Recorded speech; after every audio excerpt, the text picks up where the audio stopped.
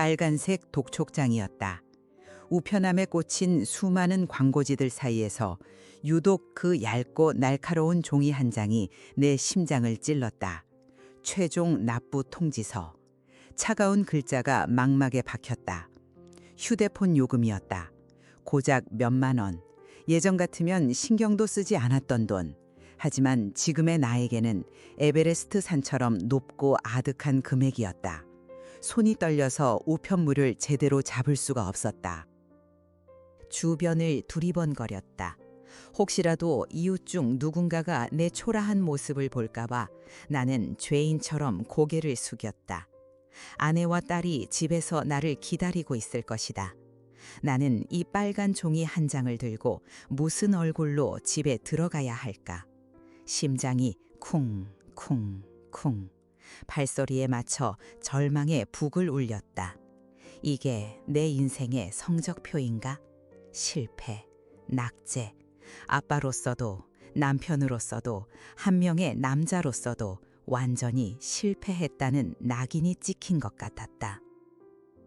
이 모든 건 언제부터 시작됐을까? 시간을 조금만, 아주 조금만 뒤로 감아보자. 불과 몇 년 전만 해도 나는 꽤 잘 나가는 사람이었다. 야심차게 시작한 작은 IT 스타트업이 운 좋게 시장의 흐름을 탔고 자고 일어나면 통장 잔고가 불어나는 기쁨을 누렸다. 레스토랑에서 메뉴판 가격을 보지 않고 주문했고 아내가 예쁘다고 말하는 옷을 망설임 없이 사줬다. 딸아이의 장난감 코너에서는 내가 더 신이 났었다. 성공이란 달콤한 과즙 같았다. 나는 새삼의 주인공이 된 것 같았고 이 행복이 영원할 거라고 믿어 의심치 않았다. 교회에 나가면 어깨에 힘이 들어갔다. 넉넉하게 헌금을 냈고 사람들의 칭찬과 부러움 섞인 시선을 즐겼다. 기도할 때조차 당당했다. 하나님 감사합니다. 저에게 이렇게 복을 주시니 저는 더 크게 갚겠습니다. 그 기도는 감사가 아니라 교만에 가까웠다는 걸 그때는 몰랐다. 하지만 파도는 예고 없이 덮쳤다. 믿었던 파트너의 배신, 갑작스럽게 변해버린 시장 상황, 연이어 터지는 악재들, 모래성처럼 쌓아 올렸던 성공은 순식간에 무너져 내렸다. 처음에는 괜찮을 거라고 생각했다. 이 정도 위기는 극복할 수 있어.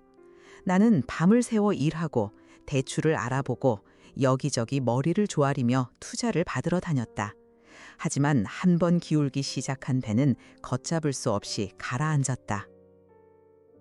결국 나는 내 손으로 일군 회사에 폐업 신고서를 제출해야만 했다. 모든 것이 끝난 그날 텅 빈 사무실에 홀로 앉아 창밖을 보는데 아무런 생각도 들지 않았다. 눈물조차 나지 않았다. 너무 큰 충격은 오히려 감정을 마비시킨다는 것을 그때 처음 알았다. 그때부터였다. 진짜 지옥이 시작된 것은. 퇴직금과 모아두었던 돈은 빚을 갚고 나니 흔적도 없이 사라졌다. 번듯했던 아파트를 처분하고 빚도 잘 들지 않는 낡은 빌라로 이사했다. 아내는 단 한 번도 나를 원망하지 않았지만 밤마다 뒤척이며 조용히 한숨을 쉬는 소리가 내 가슴을 갈기갈기 찢었다. 가장 견디기 힘들었던 건 딸아이의 해맑은 얼굴을 마주하는 순간이었다. 아빠, 우리 또 놀이공원 언제 가? 그 물음에 나는 차마 대답하지 못하고 웃으며 아이의 머리를 쓰다듬어 줄 뿐이었다. 내 무능함이 아이의 동심까지 빼앗는 것 같아 숨을 쉴 수가 없었다. 돈이 없다는 것은 단순히 불편한 게 아니었다. 그것은 한 사람의 자존감을 바닥까지 끌어내리는 무서운 괴물이었다. 마트에 가면 아내와 나는 카트를 끌면서도 계속해서 계산기를 두드렸다. 1,000원짜리 하나에 쩔쩔매고 조금이라도 더 싼 물건을 찾기 위해 몇 바퀴를 돌았다. 사람들은 행복한 얼굴로 카트를 가득 채우는데 우리 부부만 전쟁을 치르는 것 같았다. 예전에는 주일이 기다려졌지만 이제는 교회 가는 길이 가시밭길이었다. 사람들의 동정 어린 시선, 요즘 어떻게 지내냐는 안부 인사가 비수처럼 날아와 박혔다. 기도하려고 눈을 감으면 원망과 의심이 독버섯처럼 피어올랐다. 하나님, 정말 보고 계십니까? 왜 저에게만 이러십니까? 그러다가도 이내 죄책감에 시달렸다. 믿음이 없어서 그래. 내가 죄가 많아서 벌을 받는 거야. 밤이 되면 잠을 이룰 수 없었다. 어둠 속에서 홀로 눈을 뜨고 있으면 세상에 나 혼자만 버려진 기분이었다. SNS를 열면 친구들은 여전히 잘 먹고 잘 살고 행복해 보였다. 그들의 웃는 얼굴이 나를 조롱하는 것 같아 견딜 수가 없었다. 그 순간 수천 년 전 한 남자의 절규가 내 입에서 터져나왔다. 시편 22일. 나의 하나님, 나의 하나님, 어찌하여 나를 버리셨나이까? 나는 소리 없이 울었다. 대답 없는 하늘을 향해 아무도 듣지 못하는 비명을 질렀다. 하지만 그때는 몰랐다. 하나님이 내 재정을 바꾸시기 전에 먼저 나라는 사람을 바꾸기 시작하셨다는 것을. 그 증거들은 아주 사소한 순간에 희미한 빛처럼 나타나기 시작했다. 첫 번째 신호는 돈에 대한 내 생각이 달라지기 시작한 것이었다. 예전에는 통장 잔고가 내 존재의 가치였다. 숫자가 줄어들면 내 인생도 쪼그라드는 것 같았다. 그런데 어느 날부터인가 그 지긋지긋한 불안감이 조금씩 옅어지는 걸 느꼈다. 하루는 딸아이와 손을 잡고 동네 공원을 산책하고 있었다. 아이는 길가에 핀 작은 민들레꽃을 발견하고는 환하게 웃으며 내게 덧냈다. 아빠, 선물. 그 작은 노란 꽃을 받아드는 순간 갑자기 눈물이 핑 돌았다. 돈 한 푼 들지 않는 이 작은 순간이 과거 수천만 원짜리 계약을 성사시켰을 때보다 더 큰 기쁨과 감사로 다가왔다. 집에 돌아와 아내가 끓여준 김치찌개를 먹는데 그렇게 맛있을 수가 없었다. 따뜻한 밥 한 그릇을 먹을 수 있다는 사실이, 세 식구가 함께 식탁에 둘러 앉아 있다는 사실이 기적처럼 느껴졌다. 나는 깨닫기 시작했다. 하나님이 내 지갑을 채우시기 전에 내 마음의 그릇부터 바꾸고 계셨다는 것을, 텅 빈 마음에 감사를 채워넣고 계셨다는 것을 말이다. 마음의 생각이 바뀌자 세상이 조금씩 다르게 보이기 시작했다. 잠언 23:7. 대저 그 마음의 생각이 어떠하면 그 위인도 그러한즉. 이 말씀처럼 내 생각의 토양이 변하고 있었다. 불안의 땅이 감사의 옥토로 조금씩 개간되고 있었다. 두 번째 신호는 이유 없는 절제였다. 나는 원래 물욕이 많은 사람이었다. 새로운 전자기기가 나오면 꼭 사야 했고 유행하는 옷이나 신발을 놓치는 법이 없었다. 망하고 나서도 그 습관은 쉽게 버려지지 않았다. 인터넷 쇼핑몰을 기웃거리며 이것만 있으면 기분 전환이 될 텐데 하는 생각에 사로잡히기 일쑤였다. 그런데 어느 날 정말 신기한 일이 벌어졌다. 예전 같으면 무리를 해서라도 샀을 법한 할인 상품을 보고도 마음이 동요하지 않았다. 굳이 필요 없잖아. 그냥 그렇게 창을 닫아버렸다. 처음에는 내 의지력이 강해졌나 싶었지만 그런 게 아니었다. 마치 누군가가 내 안에서 속삭이는 것 같았다. 지금은 채울 때가 아니라 비울 때야. 그건 고통스러운 인내가 아니라 자연스러운 마음의 흐름이었다.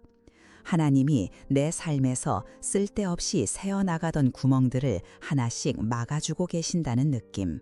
더 큰 것을 담기 위해 먼저 내 그릇을 단단하게 빚어가고 계신다는 것을 어렴풋이 느낄 수 있었다. 세 번째 신호는 작은 기회들이 계속해서 스쳐 지나가기 시작한 것이다. 거창한 것이 아니었다. 정말 사소하고 우연처럼 보이는 일들이었다.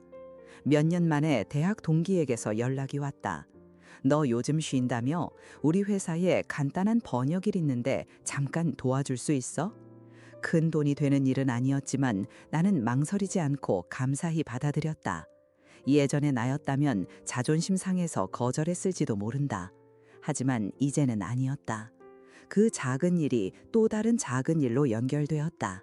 이웃 아주머니가 자기 아들 컴퓨터가 고장났는데 좀 봐줄 수 있냐고 부탁했다. 나는 정성껏 고쳐주었고 아주머니는 고맙다며 갓 지은 밥과 반찬을 한가득 안겨주셨다.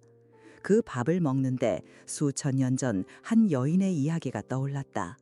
남편을 잃고 모든 것을 버리고 시어머니를 따라 낯선 땅에 온 여자 룬. 그녀가 처음부터 부자 보아스의 아내가 된 것이 아니었다. 그녀는 그저 남들이 추수하고 남긴 이삭을 주었을 뿐이다. 아무도 주목하지 않는 그 작은 이삭 줍기가 그녀의 인생을 바꿀 거대한 전환점의 시작이었다. 하나님은 사람을 통해 일하신다는 것을, 그리고 가장 절망적인 순간에 가장 예상치 못한 방식으로 길을 여신다는 것을 나는 믿기 시작했다. 내게 찾아온 그 작은 기회들이 바로 하나님이 던져주신 이삭이었다. 네 번째 신호는 이상하게 버텨진다는 것이었다. 이게 가장 신기한 경험이었다. 내 수입은 여전히 형편없었다. 한 달 생활비를 계산해보면 논리적으로는 분명히 마이너스가 나야 했다. 월세, 공과금, 식비, 아무리 계산기를 두드려봐도 답이 나오지 않았다. 그런데 월말이 되면 신기하게도 모든 것을 다 대고도 아주 약간의 돈이 남아 있었다. 어디서 돈이 더 들어온 것도 아닌데 어떻게 된 일인지 설명할 수가 없었다. 마치 밑 빠진 독에 물을 붓는데 물이 새지 않고 고이는 기분이었다. 한 번은 딸아이가 갑자기 열이 펄펄 끓어 한밤중에 응급실에 달려간 적이 있었다. 병원비를 계산할 생각에 눈앞이 캄캄했다. 그런데 며칠 후 잊고 있던 실비보험에서 생각지도 못한 보험금이 나왔다. 병원비를 내고도 남을 만큼의 돈이었다. 아내와 나는 서로를 마주보며 아무 말도 하지 못했다. 그저 눈물만 흘렸다. 이건 우연이 아니었다. 하나님의 공급하심이 이미 시작되었다는 명백한 증거였다. 사르밧 과부의 이야기가 떠올랐다. 마지막 남은 가루 한 팀과 기름 조금으로 선지자를 대접했던 여인. 열왕기상 17제 16절. 통의 가루가 떨어지지 아니하고 병의 기름이 없어지지 아니하니라. 내 삶의 통에도 하나님의 기적은 이미 시작되고 있었다. 그리고 마지막 다섯 번째 신호. 이것은 내 마음 가장 깊은 곳에서부터 올라오는 조용한 확신이었다. 상황은 여전히 나아진 것이 없었다. 나는 여전히 가난했고 미래는 불투명했다. 그런데 이상하게 마음이 편안했다. 예전처럼 죽을 것 같은 불안감에 시달리지 않았다. 어느 날 새벽 잠에서 깨어 창밖을 보는데 캄캄한 어둠 저편으로 동이 트기 시작하는 여명이 보였다. 그 순간 아무런 근거도 없이 이런 생각이 들었다. 될 것 같다. 반드시 다시 일어설 수 있을 것 같다. 논리적으론 설명할 수 없었다. 하지만 내 영혼 깊은 곳에서부터 샘솟는 평강이었다. 그것은 내 의지나 긍정적인 사고방식에서 비롯된 것이 아니었다. 그것은 분명 하나님이 주시는 마음이었다. 빌립보서 4:7.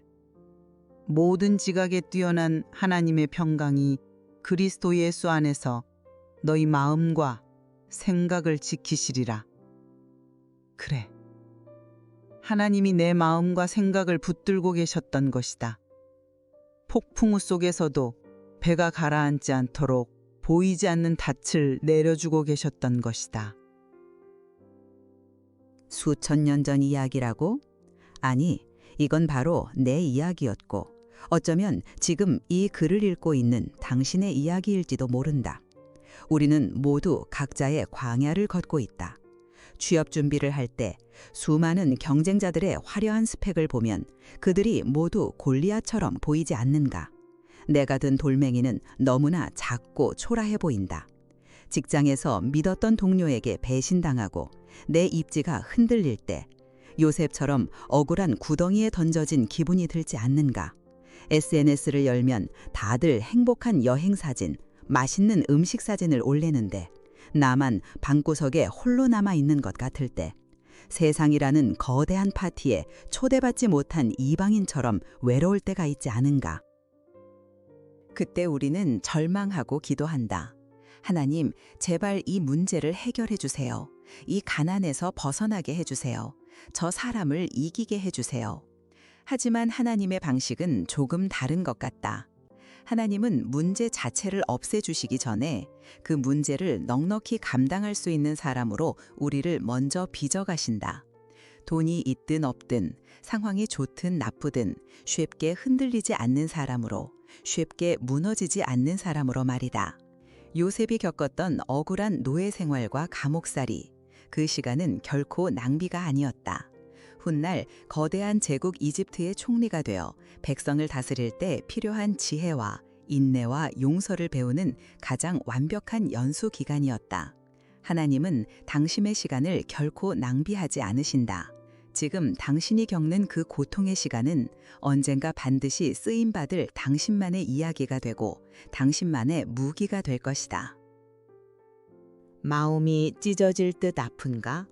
괜찮다. 하나님은 바로 당신 곁에 계신다.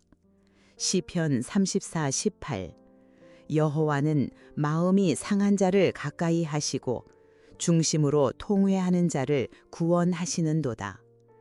하나님은 당신의 눈물을 외면하지 않으신다. 가장 아플 때 가장 가까이에서 당신을 안아주고 계신다. 지금 당신의 삶에 그 5가지 신호가 보이기 시작했다면 기억하라. 하나님이 이미 일하고 계시다는 증거다. 당신의 재정이 바뀌기 전에 당신이라는 사람이 먼저 변하고 있다는 놀라운 증거다. 그러니 포기하지 마라. 조급해하지도 마라. 하나님은 당신의 재정을 바꾸기 전에 먼저 당신을 바꾸고 계신 건 아닐까? 돈이 있든 없든 무너지지 않는 사람으로, 환경에 지배당하지 않고 평강을 누리는 사람으로, 작은 것에 감사할 줄 아는 부유한 마음을 가진 사람으로, 당신은 지금 어떤 시간을 보내고 있는가? 당신의 삶에는 어떤 이삭이 떨어지고 있는가?